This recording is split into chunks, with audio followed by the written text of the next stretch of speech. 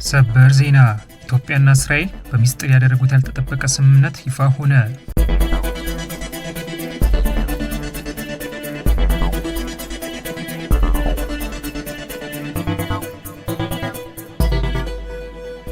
ሰላም ጤና ይስጥልን ውድ የኢንፎርም ኢትዮጵያ ቤተሰቦች እንደምን ቆያችሁ?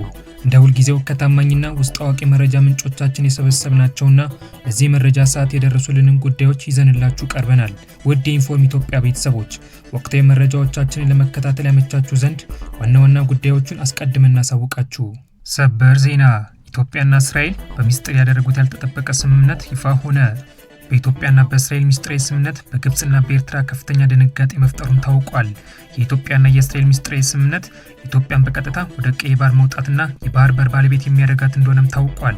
ሰበር ዜና የትግራይ ኦርቶዶክስ ቤተክርስቲያን አባቶች ከኢትዮጵያ ኦርቶዶክስ ተዋሕዶ ቤተክርስቲያን ያፈነገጠ ለደቂቅ እስጢፋኖሳውያንና ለኤርትራ ኦርቶዶክስ ቤተክርስቲያን የቀረበ አስተምህሮት መጀመራቸው ተሰማ።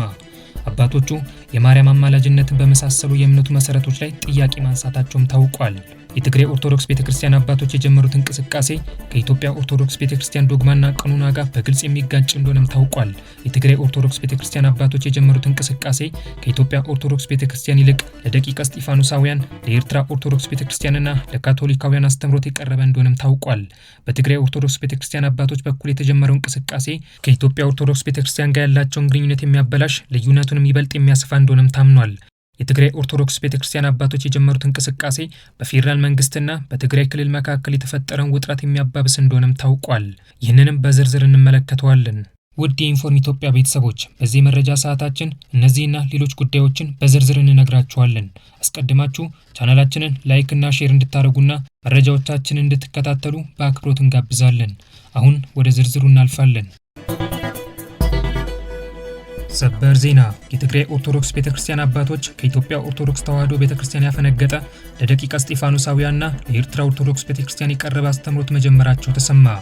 አባቶቹ የማርያም አማላጅነትን በመሳሰሉ የእምነት መሰረቶች ላይ ጥያቄ ማንሳታቸውም ታውቋል። የትግራይ ኦርቶዶክስ ቤተክርስቲያን አባቶች የጀመሩት እንቅስቃሴ ከኢትዮጵያ ኦርቶዶክስ ቤተክርስቲያን ዶግማና ቀኖና ጋር በግልጽ የሚጋጭ እንደሆነም ታውቋል። የትግራይ ኦርቶዶክስ ቤተክርስቲያን አባቶች የጀመሩት እንቅስቃሴ ከኢትዮጵያ ኦርቶዶክስ ቤተክርስቲያን ይልቅ ለደቂቀ እስጢፋኖሳውያን፣ ለኤርትራ ኦርቶዶክስ ቤተክርስቲያንና ለካቶሊካውያን አስተምህሮት የቀረበ እንደሆነም ታውቋል። በትግራይ ኦርቶዶክስ ቤተክርስቲያን አባቶች በኩል የተጀመረው እንቅስቃሴ ከኢትዮጵያ ኦርቶዶክስ ቤተክርስቲያን ጋር ያላቸውን ግንኙነት የሚያበላሽ፣ ልዩነቱንም ይበልጥ የሚያሰፋ እንደሆነም ታምኗል። የትግራይ ኦርቶዶክስ ቤተክርስቲያን አባቶች የጀመሩት እንቅስቃሴ በፌዴራል መንግስትና በትግራይ ክልል መካከል የተፈጠረውን ውጥረት የሚያባብስ እንደሆነም ታውቋል። በትግራይ ክልል የትግራይ ኦርቶዶክስ ቤተክርስቲያን አቋቁመናል በሚል የሚንቀሳቀሱ አባቶች ከኢትዮጵያ ኦርቶዶክስ ተዋሕዶ ቤተክርስቲያን ያፈነገጠ ለደቂቀ እስጢፋኖሳውያንና ለኤርትራ ኦርቶዶክስ ቤተክርስቲያን የቀረበ አስተምህሮት መጀመራቸው ተሰማ። አባቶቹ የማርያም አማላጅነትን በመሳሰሉ የእምነት መሰረቶች ላይ ጥያቄ ማንሳታቸውም ታውቋል። የትግራይ ኦርቶዶክስ ቤተክርስቲያን አባቶች የጀመሩት እንቅስቃሴ ከኢትዮጵያ ኦርቶዶክስ ቤተክርስቲያን ዶግማና ቀኖና ጋር በግልጽ የሚጋጭ እንደሆነም ታውቋል።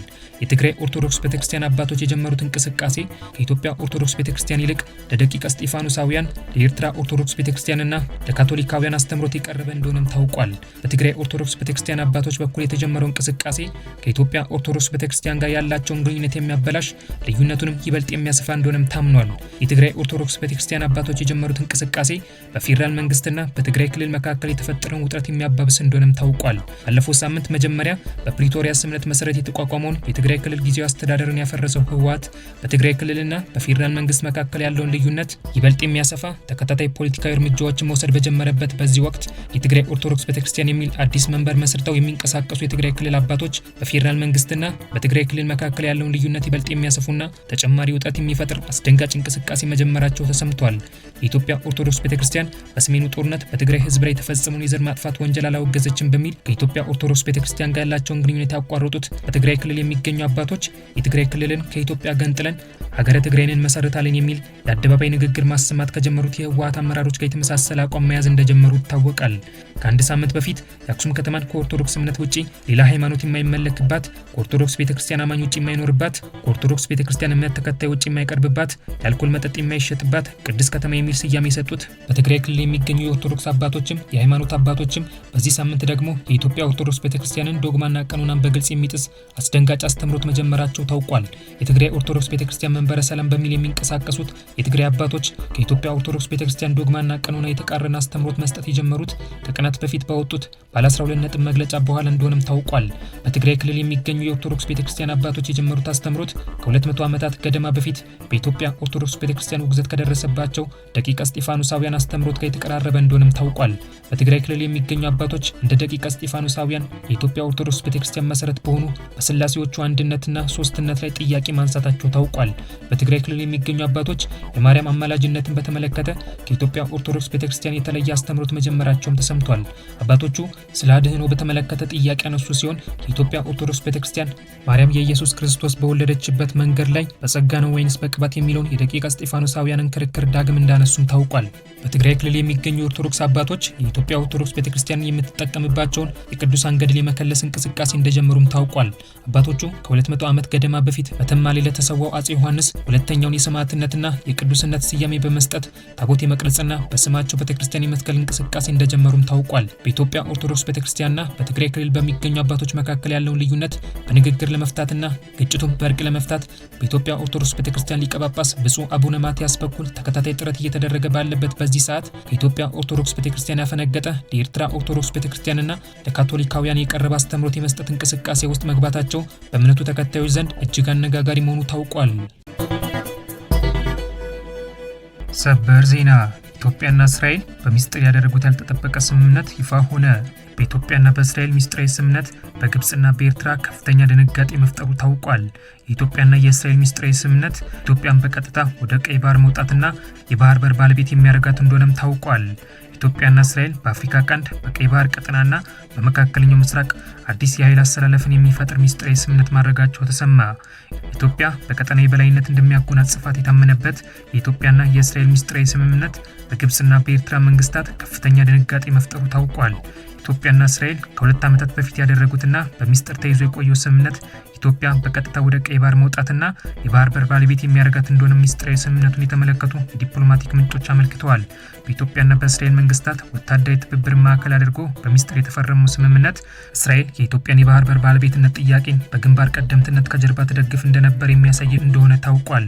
የእስራኤሉ ፕሬዝዳንት አይዛክ ሄርዞግ ከሳምንታት በፊት በአዲስ አበባ በተገኙበት ወቅት የተፈረመው ሚስጥራዊ ስምምነት እስራኤል በኢትዮጵያ ወታደራዊ ጦር ሰፈር እስከ ማቋቋም የሚያስችላት እንደሆነ ታውቋል። የእስራኤሉ ጠቅላይ ሚኒስትር ቤንያሚን ኔታንያሁ ኤግዞጂናል ስትራቴጂ የስድስት ማዕዘን ስትራቴጂ በሚል ያስተዋወቁት እስራኤል ማዕከል ያደረገው የስድስት ሀገራት ጥምረት አካል የሆነው የኢትዮጵያና የእስራኤል ሚስጥራዊ ስምምነት እስራኤል በመካከለኛው ምስራቅና በቀይ ባህር ቀጠና የሚኖራትን የበላይነት የሚያረጋግጥ እንደሆነ ታውቋል። ከእስራኤሉ የመጀመሪያው ጠቅላይ ሚኒስትር ዴቪድ ቤንጉሪዮን የተቀዳው የጠቅላይ ሚኒስትር ቤንያሚን ኔታንያሁ የስድስት ማዕዘን ስትራቴጂ ኢትዮጵያን የእስራኤል የአፍሪካ ዋነኛ አጋር አድርጎ ያስቀምጣታል። ኢትዮጵያና እስራኤል በሚስጥር ያደረጉትን ስምምነት ተከትሎ እስራኤል የኢትዮጵያን የባህር ኃይል ዳግም ማደራጀት ጨምሮ ባለፉት 2 ዓመታት የኢትዮጵያን የመከላከያ ሰራዊት አቅም ስታጠናክር መቆየቷ ታውቋል። በፈረንሳይ መንግስት ድጋፍ ዳግም ለተጀመረው የኢትዮጵያ የባህር ኃይል እስራኤል በሰው ኃይል ስልጠና እንዲሁም በትጥቅ ስትደግፍ መቆየቷ ታውቋል።